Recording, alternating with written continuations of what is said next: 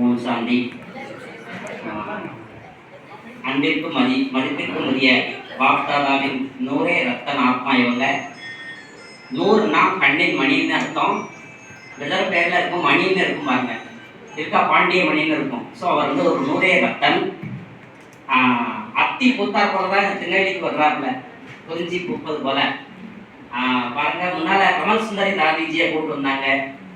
அப்புறம் எப்படி ராமர் வந்து சீதையை சிறை மீட்டாருப்பாங்க.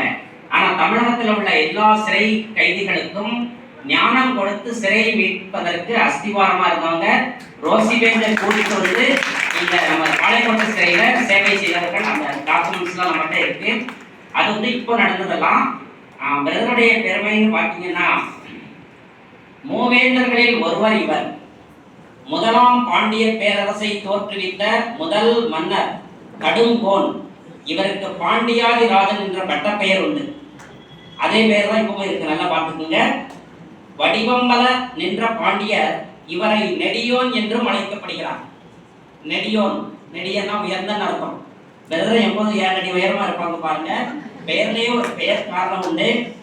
நெடியோன் என்ற சொல்லுக்கு நெட்டையானவன், பெரியோன் அல்லது செல்வத்தின் அதிபதி என்று பொருள். இவர் நெட்டையாக இருக்கிறார் பாருங்கள்.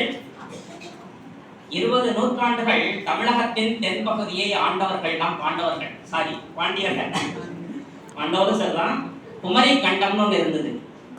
அது வந்து எப்படி துவாரகை கடல்ல மூழ்கிருச்சோ அதே போல இந்த குமரி கண்டமும் மூழ்கிடுச்சு.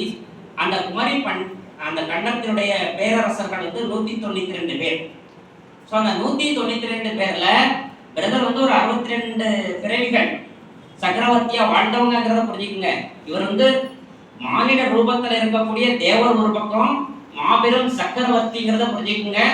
மதுரையை மீட்ட சுந்தர பாண்டியன் இவரு.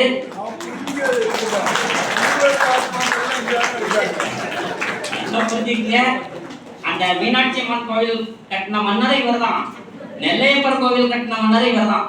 அந்த கல்வெட்டுல கோவில் பார்த்துங்க. நீங்க காலையில போய் ஒரு விசிட் அடிச்சுட்டு வந்தாப்புல கோயில பாருங்க. இவர் ஒரு கவிதை பாருங்க. பிறந்த இடம் தேடி நடந்த இளம் தென்றலே பெருமையுடன் வருக. உன் திருவடி தாமரை தொடங்கிய பாதையில் தேசம் நன்மை பெருக.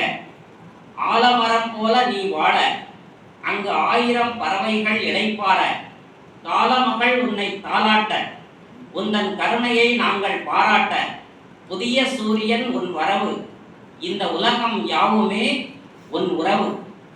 எதையும் தாங்கிடும் நிலை பெறவே எங்கள் இதய பூமியில் ஒளி தரவே. பிறந்த இடம் தேடி நடந்த இளம் தென்றலே வருக வருக.